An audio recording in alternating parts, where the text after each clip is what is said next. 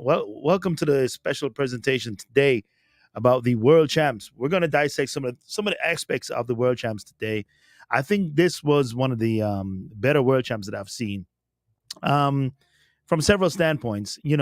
Just the I think there's a social aspect of it, and in retrospect, I was thinking about going, and I was thinking about going as media, but because when that spark came in me to go as media, you want to say I put it in my head that it's too late and I didn't bother try doing it. So what ended up happening was I was talking to one of the agents who has a couple of athletes at the meet, and he was like, "Dude, are you coming?" I was like, "Nah, I'm not even gonna come. I didn't get the media credentials." He's like, "Dude, you don't even need to go inside. You could just watch the meet on your phone and do your stuff from outside. Do your podcast from outside." And I was like, "Dude, you know what? I missed a golden opportunity." But I believe the Olympics is coming soon to the U.S. When is the Olympics supposed to come? What's that? 28. I'm gonna check real quick to see where the next Olympics is gonna be. So I'm gonna follow that lead. Olympics 28, 2028 host. Where's the host city for that? Let me see. Let me see. Coming up real quick. Los Angeles. Oh yeah, I am definitely going to be going to the Olympics. Um, I'm definitely going to the Olympics for 2028 in Los Angeles because trust me, I need to be there. I need to get stuff out. Because like I said, I missed a golden opportunity on this World Championships, and like I said, I think it was one of the better World Championships. From a technology standpoint, I particularly enjoyed watching the stats go through the meet. When you're watching events, you see the athletes are fast, they're going during the race. And even as they are, when the race is done, they got a heat map. I particularly enjoyed that level of coverage and statistics because I think it's a teaching moment, even for athletes, when they get done and they see the heat map, they see where they had their fastest part of the race, where they slow down, where they built up. And you kind of try to use that as a maybe as a coach, you just try to use that as something, to guide yourself, to see exactly how you're doing. So that's one thing I really enjoyed about the meet. It just the whole technology behind it. When you see them scan those bibs right before they go out to run, and once they scan the bib and they go out to run, it's like wow.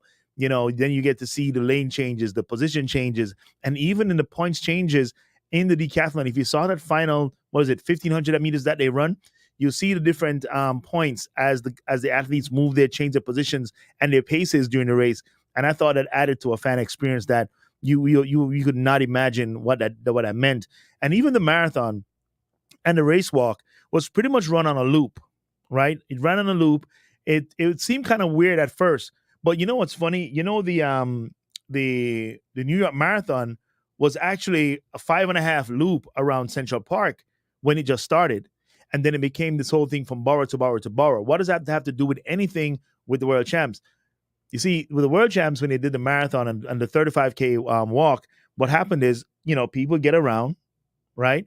And your audience, your spectators, they get to see everybody over and over.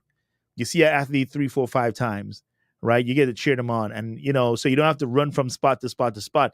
Because if you ever coached cross country, when the kids are in those 5Ks, or if you're a college coach and goes at 10K, you see the kids they're at one spot 1 minute, and you got to know the course to cut across to cheer them on, or you have to have coaches spaced all around the course. And I thought that was one of the good things about the marathon and the 5K. Mm. Other than that, there were some highlight moments. The world records. I did put a poll out there for anybody to tell me what event was the what race was like the better record, the 400 hurdles or the 100 hurdles record. Do I have that tablet? Yeah, I got a tablet. So let me log on to that one too, so I can manage some things better. All right. So, but we got some things I'm going to break down. I'm going to try to break down some things for y'all because and I don't know which one is the best one to tackle first. Should I look at the women's 4x100 meters for Jamaica or the 4x100 meters for the USA men? It was a lot that went on, and you know what? Let's just start somewhere, man, because We don't have much time today. We got a few minutes inside the place today, but be sure to share the information. Share it right now. You can call the WhatsApp 954-464. Actually, it's better you call the online number 754-200-1696. I think I should edit that. So if you want to call, give us your take on something. Let me put that up. 754-200-1696. Forgive me, man. I'm a one-man band, man. I'm doing everything. Superman. All right. So let's get this one off. So let's get it started. The 4x100 meters for women. Team Jamaica finished second. And what was happening is everybody is, not everybody, but there's a lot of chatter that it's the fault of Kemba. Kemba Nelson is the scapegoat because you don't want to blame Elaine, you don't want to blame Shelly Fraser, and you don't want to blame 2145 Sherika Jackson. So who is the easiest target? The girl who finished fourth at the championships. Was it fourth? Yeah, I don't remember. But Jamaica has a darling in Brianna Williams, right? And I get the whole darling nation behind Brianna Williams, but there is more to this than your darlingness, all right? And there's some things that you guys are not considering, right? Saying that it should have been Brianna, saying that Kemba ran too slow, saying that Kemba had a long NCAA season, which is total garbage, right? Because Melissa Jefferson was also in that 100-meter final at the NCAA at that same Eugene track a couple months ago, a month or two ago, right? So it's not the NCAA because Abby Steiner was there. Brittany Wilson was there, right? That whole Cherokee Young was there. That whole 3/4 of that USA women's 4x4 team was also at the NCAA. And they won that race with an alum of the NCAA. Honestly, if Sydney McLaughlin had stayed in college, I think this would have been her senior season. And when you look at 100 hurdles, the winner in a world record time, Tobia Mooson, about 3 or 4 years removed from college as well, UTEP. Jasmine Camacho Quinn also ran for UK at the same time she was running against Tobia Mooson, right? So these are NCAA athletes who come in. But there's an idea amongst Jamaicans that NCAA kills their athletes. So when they lose a race with an NCAA athlete, the easiest person to blame is the NCAA athlete. And I think that is particularly disingenuous and unfair to young Kemba Nelson. But I'm going to break it down to you where the race was really lost. Jamaica lost by 0.04? 41.14 to 41.18. Right? I'm blaming management. And I'm blaming Elaine Thompson-Herah. I'm blaming Elaine Thompson. Y'all are scared to blame it on Elaine, right? And don't get me wrong. I would have still had her on the team. And that's where the management, in my mind, was wrong with how they had that team. Okay? I heard Leighton Levy on Nationwide Radio talking about he would have put Brianna because Brianna's the fastest starter except Shelly and Fraser Price. But he doesn't even understand that statement has the answer to what Jamaica should have done in the meet without Brianna.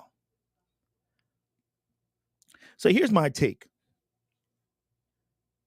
Team Jamaica, right? Team Jamaica ran 41.18, right? Hold on, hang on, let me get something going here. Hold on. I got trust me, man. This thing got me riled up, people. This thing has me riled up because it's disingenuous to how people let me just send this message out. Trust me, this thing is crazy right now. All right. Yes, Dad, I did interview what's her name? Sydney McLaughlin at Penn Relay. So I feel good. Yes, I did interview a world record holder. But anyway, back to this thing with the Jamaica 4x100 meter women's team. Jamaica lost by 0.04. Okay? And when you break down the splits, okay, Kemba ran 11.35 on her start leg. Melissa Jefferson ran 11.45 on her leg. Okay, the two college athletes evenly matched, pretty much. When we go on the second leg, and this is where things get testy. On the second leg, right? Elaine split 10.10.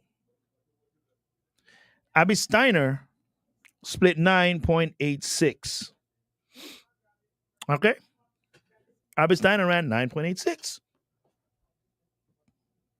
Okay, fair enough. So that means Abby Steiner, now the coach Joe Cornwell, who had this very funny post that, Abby Steiner with her 60 million races, 60 million, she didn't run 60 million, just saying she ran a lot of races, handled Elaine Thompson at backstretch.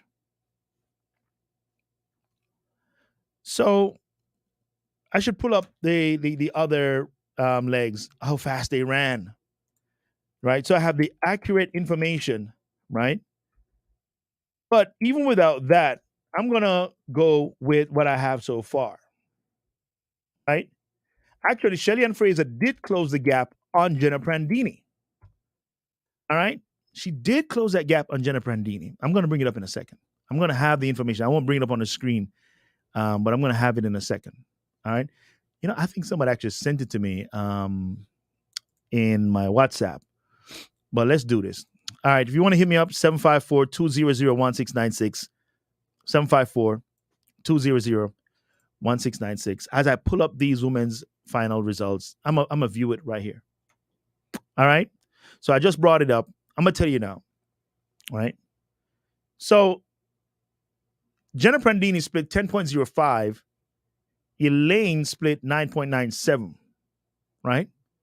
So that is a closing of the gap right there. Right? Just a little bit. TT Terry ran 9.88 on her leg. Sherika Jackson ran 9.66. All right? 9.66. The gap of 0.3 something, 0.34 was not all on Kemba. A great bit of that is on Elaine because Elaine difference is 0.24. Right? 0.24. Now watch this now, people. Twanisha Terry ran 9.88.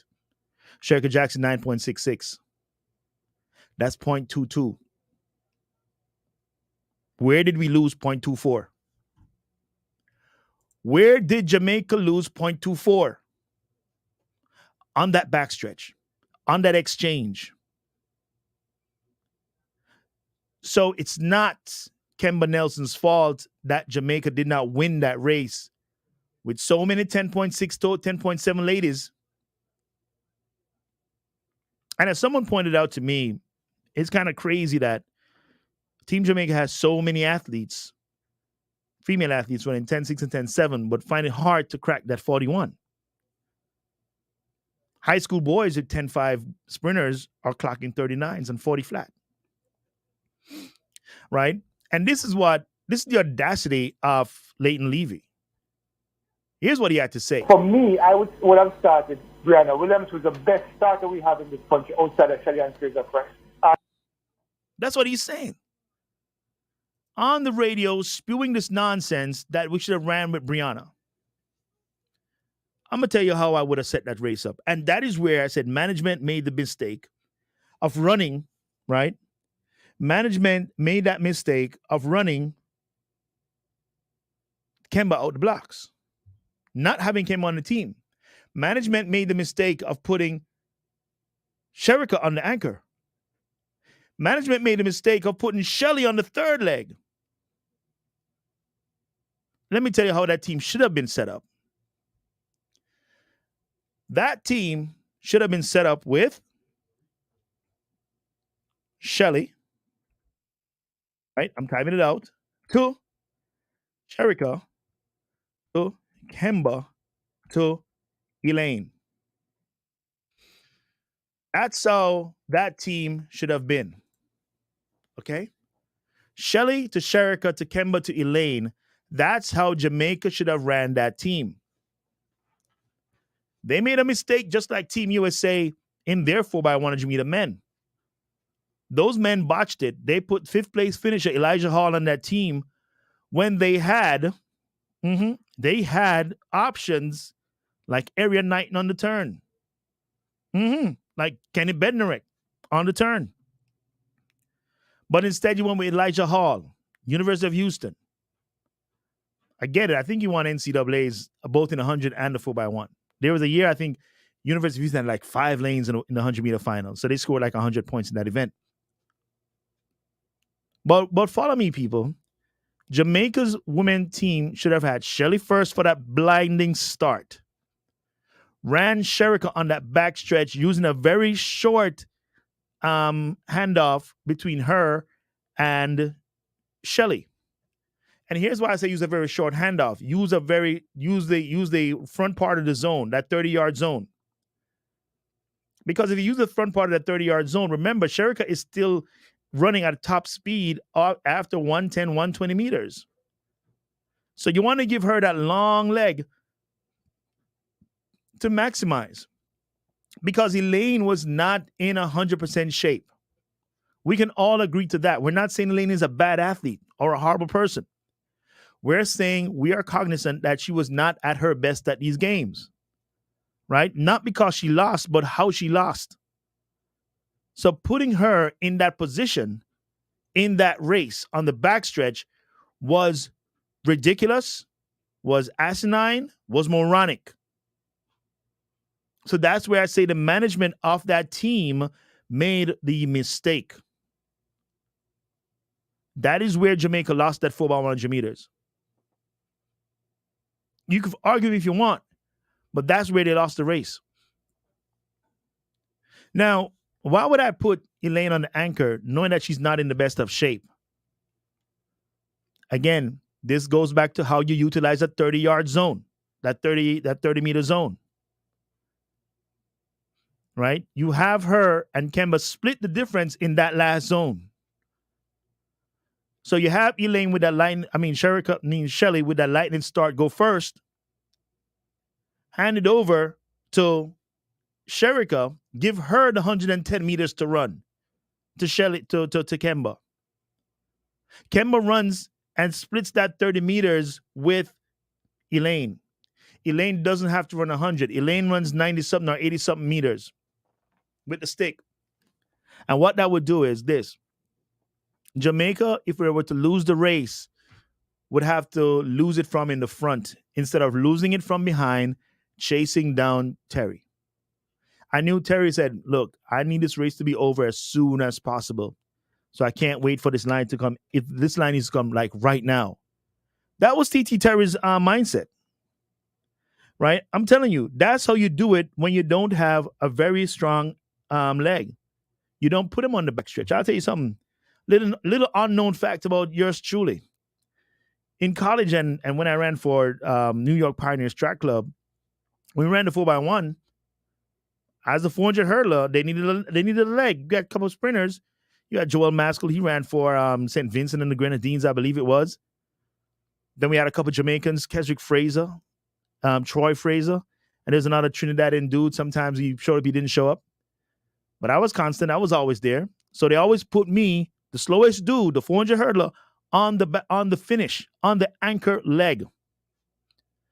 Mind you, we're not in the 37 seconds team, 38 seconds team. We're like a 40.41, right? And it always worked. I would get the stick in front, and then I just hold on. I could feel those real sprinters chasing me down. But to put my slow self on the back stretch would not do that team any justice. And I ultimately believe that that's where Jamaica messed up by putting Elaine on that backstretch. That is exactly where Jamaica made the mistake, by putting Elaine on the backstretch. The 4 were correct. They were the correct runners. Shelly, Sherika, Kemba, and Elaine were the 4 correct runners to put on that team. I don't want to hear anything about Brianna. And mind you, I know Brianna and her mom personally. So it's nothing personal against them. The fact is, I like when the top 4 run the final, period. That's what we did last year at the Olympics. Brianna finished fourth. She got to run in the final, right? But to be calling for this wholesale calling for Kemba to put Kemba on the stake and burn her alive like Joan of Arc is ridiculous and it's wrong. You have to cast the blame where the blame is supposed to be casted. And that is on the J3A in that order of that race. And that is because of that, Elaine ran poorly. Elaine's leg was poor. And that's how we lost the race, Call it what it is. The numbers don't lie. And that is always my strategy as a coach. If I know I have particular weaknesses in my team, in my relay team, I don't leave my strong person for the anchor. No. I put him in the middle of the race or the start of the race. Because there's one thing I realized about running from the front, which is what Herb McKinley taught us, was that you give the other person, it takes the other person mentally out of the race at times. But when you're the one behind, there's just some things you don't want to be trying to save the world. You cannot save the world sometimes.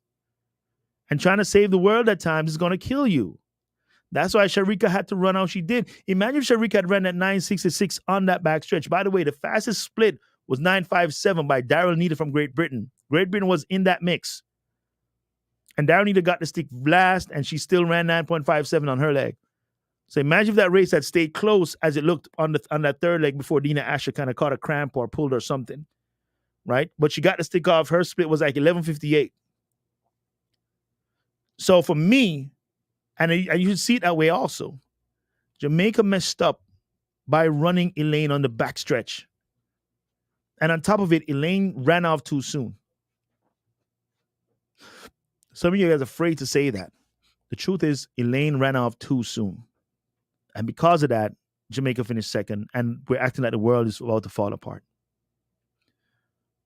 Okay? So anyway, that was my rant on that 4x100 meters from an awesomely awesome meet, the World Championships 2022. So 6 years from now, we're going to be in LA. I plan to do LA. I plan to go there and, do some stuff over there. Even if I get with or without the media credentials, I'm planning on being at that meet because it's the Olympics, and I truly missed the opportunity here. But I want to give a big shout out, enough respects, massive TRTC, the lead podcast. Shout outs to Javon Powell, one of our watch athletes. He's been making strides, man, from Edwin Island to Kingston College to UTEP. And now in his first World Championships, he walks away with a silver medal. He walks away with a silver medal, people. And that is special, to walk away with a silver medal from your first championships. But anyhow, greatest record since for the meet. I'm going to see if I could pull that up. Because I did. Which one was the bigger one? Which one was the bigger one? Was it 100 hurdles or the 400 hurdles? For me, it's the it's the 400 hurdles, man. Let me see. Let's see what he says here. So, 400 hurdles. 66% of people said 400 hurdles, 33%. Earthman says that Sydney could have made the flat 400 meters finals with her time. She's miles ahead of her competition. Mind you, she split like a 47 and change on that 4x4 on the anchor leg, right? And the other thing I want to make mention of is that, where is that? I think I missed it. All right, next topic, real fast. All right, the false start rule. Yeah, I know I'm tardy to the party. Is it time to change the rule?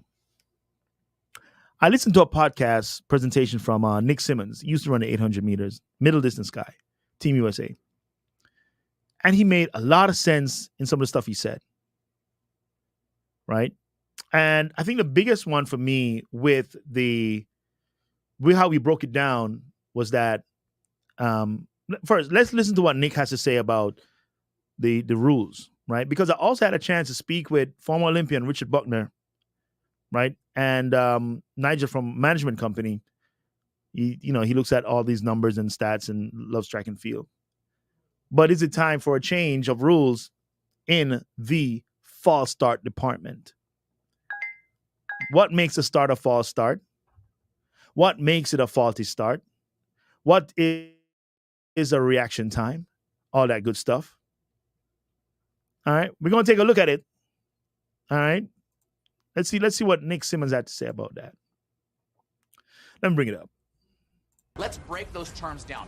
Right now, you have what's called a false start. You can't have athletes false starting, right? That would get an unfair advantage. So if you go before the gun fires, that's a clear false start. You're disqualified.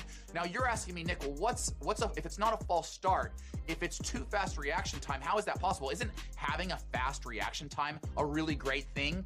Yes, it is. The blocks are connected to the timing system, and when the athlete pushes into the blocks to go forward, it actually triggers and measures that reaction time, the time between the gun being fired and their feet pushing into the blocks. But I actually did a ton of research for this because I want you guys to understand where this rule comes from. Now, this rule that was set by the IAAF on research done back in the 90s, this rule has harmed so many people's careers. Get this, it's based on research from the 90s in which a total response time of 8 male Finnish sprinters, they were investigated, and the average time between the start signal and reaching a value of 110% of the force exerted on the starting blocks in the ready position was 121 milliseconds. Standard deviation was about 14 milliseconds for the front leg and about 11 milliseconds for the rear leg. So what does that tell us? It tells us that, one, we don't have a very statistically large amount of data that we've created this rule, that these are not elite sprinters, they were average sprinters. And that if we actually take elite sprinters, someone like Devin Allen, one of the most elite athletes the world has ever seen, don't we think that his reaction time might be a little bit quicker than 8 average Finnish male sprinters? Yes, absolutely. This article goes on to talk about subsequent studies, all of the different chains that have to happen, right? The noise traveling from the gun to the ears, the signal going from the ears to the brainstem all the way down the chain. And this article actually estimates that a really, really elite athlete could actually respond within 84 milliseconds. So you look at Devin Allen, who had a 99.9 millisecond reaction time. That's actually very, very realistic for an athlete of his caliber. We are disqualifying athletes left and right for being too good at their jobs. This is not about knowing the rules. No one's purposefully breaking the rules. They're not predicting the gun. They're just really having a great start. They should be rewarded for a great start, not punished. Now, let's break those terms down. Right now, you have what's called a false start. You can't have athletes false starting, right? That would get an unfair advantage. So if you go before the gun fires, that's a clear false start. You're disqualified. Now, you're asking me, Nick, well, if it's not a false start, if it's too fast reaction time, how is that possible? Isn't having a fast reaction time a really great thing? Yes, it is. The blocks are connected to the timing system, and when the athlete pushes into the blocks to go forward, it actually triggers and measures that reaction time, the time between the gun being fired and their feet pushing into the blocks. But I actually did a ton of research for this because I want you guys to understand where this rule comes from. Now, this rule that was set by the IAAF on research done back in the 90s, this rule has harmed so many people's careers. Get this, it's based on research from the 90s in which a total response time of 8 male Finnish sprinters. All right, Nick. That's what Nick Simmons broke it down, the reaction time versus false start. So a part of the problem that I realized from his research and some of the stuff that I was looking at is that the study of about the 8 Finnish athletes, like you mentioned, these were not elite athletes. So you're using a metric from the average runner, the average person, your regular dude who runs slower than those elite guys, in a study, to use that now to put it as a standard against elite runners, elite athletes. I'm telling you, you could be in college running 45 seconds and you're a good college athlete, right? 44 high. But when you get into a race with guys who actually run 43 or low 44, it's like blinding lights. Coming out of college, I was at a 50.51 400 hurdler, right? When I got into that race with Kemel Thompson, and he ran, I think, 49 high that day or 49 low. Let me tell you something.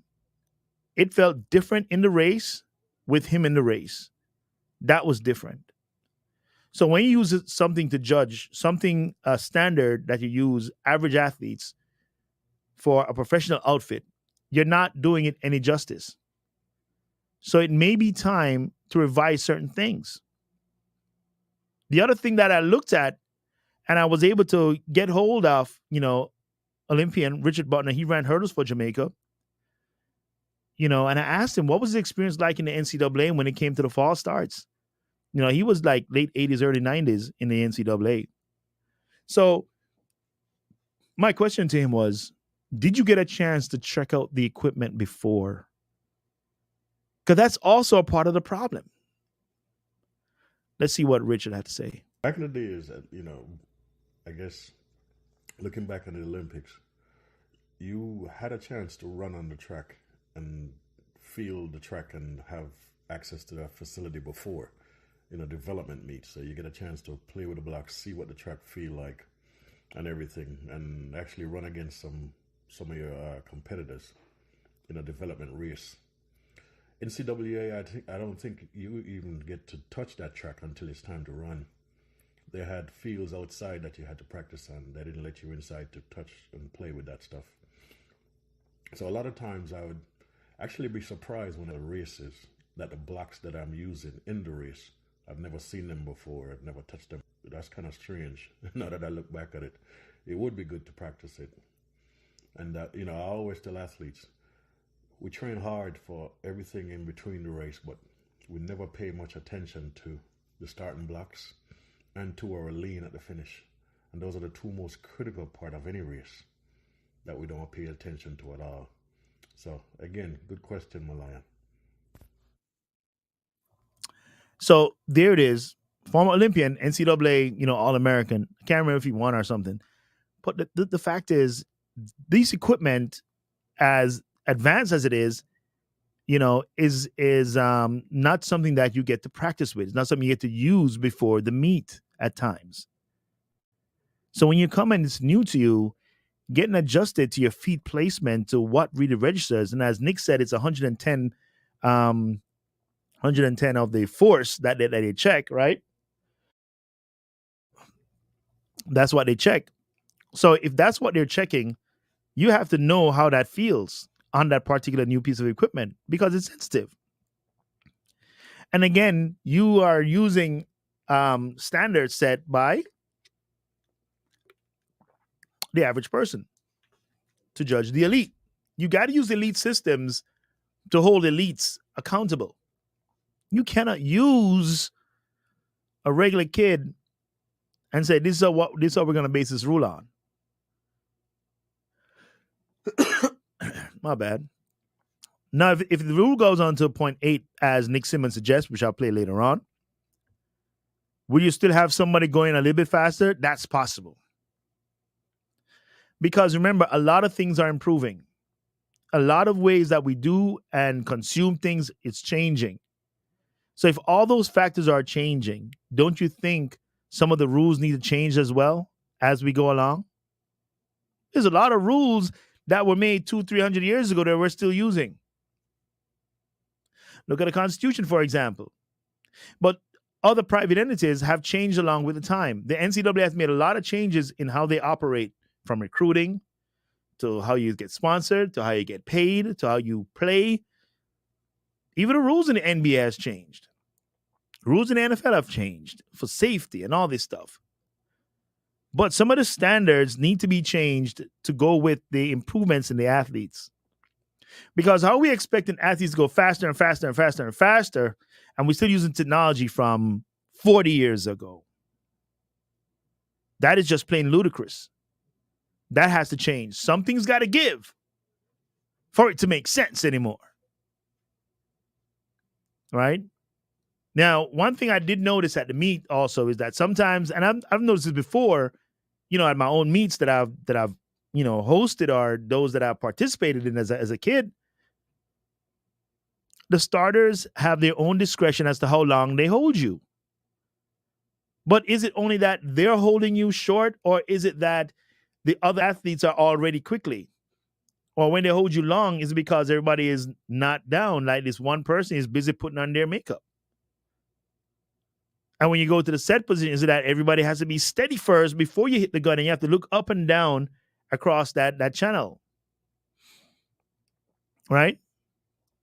So I was speaking to Nigel Blair from Blair's Management, and this is what he had to say about the rule. And this may sound crazy to some of you, but I think he has a point. Solutions has been one of the biggest challenges. But joining me is Nigel Blair, president of Blair's Management Group. Welcome. So we saw the false start with Devon Allen, made a big deal about it. What do you think is a solution for this problem? Well, I think the main factor is the starter, right? Yeah. I think there should be a time limit on when, after they say set, to bust our guns, because that reaction time, I think, I think the runners are mentally, they're anticipating the gun, right? But I think there should be a time factor. A time factor in like second wise, that they know within certain second that the gun will go. Just like if you're in a car race, like the dragsters. Yeah. You have the light, ding, ding, ding, ding. Right. So, you're anticipating, but you're seeing that. By the time you hit that green, you're out. Yeah, that cue. But some would say that would go back to exactly what they're trying to prevent, which is anticipation, because the idea is 0.100 is the reaction time that a human should hear the sound, process through their brain, and activate the muscles to move. So, and if you go before that, because the thing about it is, the false start registers after the gun goes, not before. Yeah, that's another thing that I give credit to the ones who does the false start. But your suggestion is that you standardize the time it take the starter, because in a lot of meets, well, even if they don't make it specific, like say for instance, after the gun, within 5 seconds you have to shoot that gun, right? Instead of they're waiting arbitrarily based on right, and they have a rule where if you feel uncomfortable, you could raise your hand to stop the the process, right? But I think one of the things that would make that suggestion a challenge is because athletes have so much different variations as to their methods of when they get into the blocks. So somebody might take long, somebody might be watching the rest of the field, and everybody has to be steady before the next command is given. So from on your marks, everybody goes in and gets steady. Set, everyone has to be steady, which means your feet have to be placed properly. You have to raise your butt up to that point, and everybody looks steady. Right. So, but I'm talking from the point of set. From the point of set. Yeah. So I think athletes should also know that you have this amount of time to be in your set position, because the gun is going to go. Right. Because that's where I would get rid of some of the antics. Well, I tell you, no easy solution, man. Thank you very much, Nigel. Hey, anytime, man. All right. So you heard what Nigel had to say about that. So his solution, or his suggestion, is you have a little bit more standardized rhythm of on your mark, get set, go. Right? And that could be a plausible thing, but again, it goes back to, can now someone do their own count in their head? 1, 2, 3, 4, 5, and go. I don't know. But here's what Nick Simmons has to say. As we wrap this puppy up, here's what Nick had to say about the false start rule, and that it's time for it to change. Time for a rule change. Okay, the studies have been done and updated since that 1990s Finnish study. Reaction times are possible to be faster than 100 milliseconds. And I want to point out this competition specifically because they're using a new timing system. And actually, I don't like to give credit to the trolls on Let's Run too often, but this is brilliant. Somebody broke this down and I want to point it out. The number of reaction times between 100 milliseconds and 110 milliseconds in reaction times at this means it's 4 times greater than any other world championship in history. The number of reaction times between 90 milliseconds and 99 milliseconds is greater than all other world championships combined. What this means is that we are seeing equipment being used that is so advanced, that is so hypersensitive, that it is picking up these athletes' incredibly talented, incredibly world-class reaction times. Based on more recent studies, we know that people can react down to 84 milliseconds. Anything faster than 80 milliseconds would certainly be predicting the gun. Again, no one's going to risk a world championship title trying to predict the gun.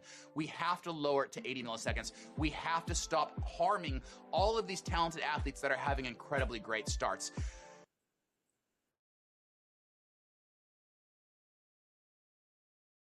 All right, it seemed like a little problem right there at the end of it, but you got the gist of what he was saying.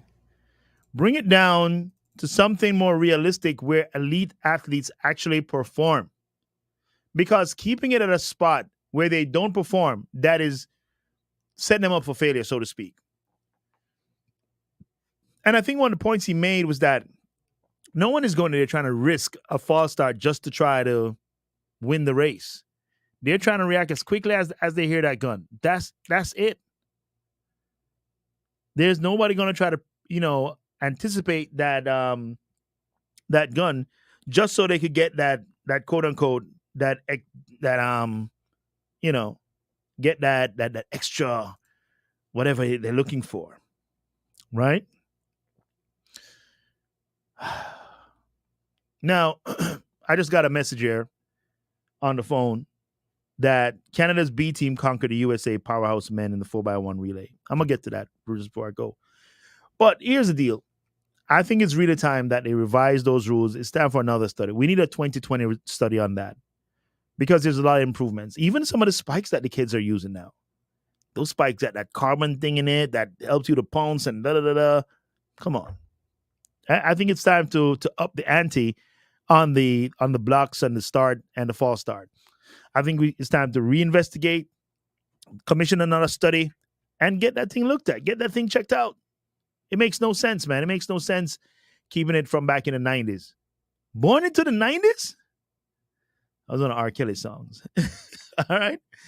So anyhow, that's my look at that. So I hope you guys feel the way you do about it. But let's see this text message here.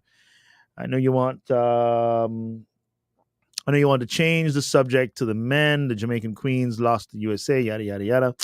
Oh, I can't be bothered with that message. Anyway, fam, hope you guys enjoyed this presentation today. And of course, don't forget to check us out on YouTube at It's the Sean Show. I need to remember to talk about that a little bit more when I'm on the show, but sometimes it's kind of difficult. The one-man band thing, sometimes it's kind of hard, but just try to remember at It's the Sean Show. Go check it out, like, subscribe, share the link. And next time we're on, we'll be back in our regular, presentation mode. But this was by far one of the better world champs I've seen, in my time. One of the better world championships. I just loved it. I saw people posting stuff, and I was like, man, I should have gone. I should have gone. Even though I didn't get a ticket, I should have gone to one of those parties in Oregon and see what it's like in Oregon. So for those who are hating on it because it didn't show all this, whatever you thought you should have seen, sometimes I wonder how you guys would do at a production event, to actually produce an event. But anyway, that's wishful thinking. But for now, family, that's my time.